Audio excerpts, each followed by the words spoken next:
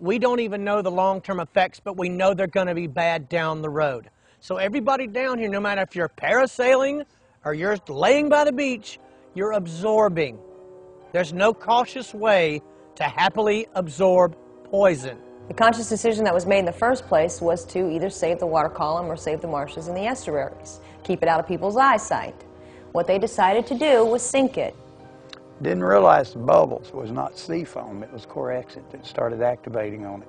About 15 minutes after that on the boat, my throat, esophagus was burning so bad, I was almost screaming, and it hurt, and it really hurt bad. I started noticing this white floating sand bubbles. I mean, it wasn't normal bubbles, but, you know, and you'd go to scoop it up and it spread apart, and then if you put it into a container, it'd go down to the bottom as sand. Something I had never seen in my 61 years on Cotton Bow. I got deathly sick. I threw up for hours upon hours. Never in my life. I didn't think I was going to make it the next morning. Don't think that everything is fine, because it's not fine. Either way the wind blows, we're getting it over here. And I kept wondering why. When I come outside of this climate control house, why my arms started breaking out again when they were clearing up. Well, now I know. After the accident, it turned out that the industry was not prepared. What are you monitoring? Where are you monitoring? What chemicals are you monitoring? How often? And where are the flippin' results? I don't care how safe they say, and they're out there testing and doing this, that, and the other. Oh, you need to eat this and that. They're covering it up. If the FDA's waved its magic wand and says that the Gulf's clean, the seafood's safe, let's get some FDA mobile units on our docks and let's actually do some chemical testing. We're just not breathing it for a short period of time. You're breathing it all day long for days. Tourists who don't know, who don't live here, have no idea, come down and put their children in it. We filmed it and turn around and say, the beach is good today. Let's go to the zoo. We've got an excellent Walmart. Only in the United States has the system been corrupted to the extent where you could actually pull this off here.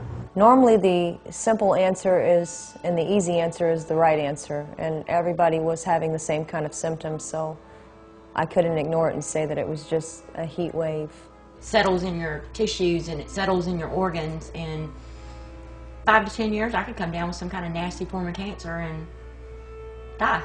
The tests that the government and BP have been recommending show absolutely nothing. So for a long time these tests were being done and they were the wrong tests. Nobody else knew what kind of paneling to use, so we decided to step forward and start testing. 3 different labs, 3 different doctors, and the same components. What we're talking about is like ethylbenzene and xylene, 2-methylpentane, 3-methylpentane, hexane. Those don't even have a national standard of comparison. These chemicals are showing up in air analysis that's independent from the water analysis and tarball analysis and the bloodstream analysis. It's going to be a cultural genocide if they do not test the seafood and make sure that it's safe. Not only to protect our fishermen, but hello, what about the consumer? So what you do then, this is an economic and political question, how you safeguard it. So why should people be concerned?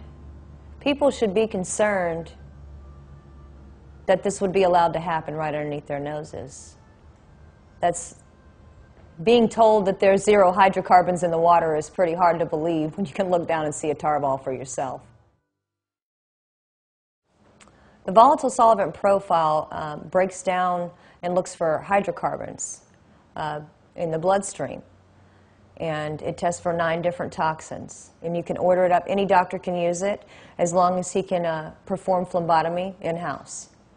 And you send it off to a lab in Georgia, and that's where they do the testing. So the doctor, the only thing that he has to do is actually draw the blood and take the visit and be prepared to be able to assist someone after they're diagnosed. Well, I've been working with Coastal Heritage Society, and people can contact the Gulf Coast Oil Spill Volunteers Wall, also ProjectGulfImpact for their health line. Any of those numbers would get back to us, and we're trying to set up doctors in different areas. We're begging for doctors to please come forward and use this volatile solvent profile. Please, please, people need it.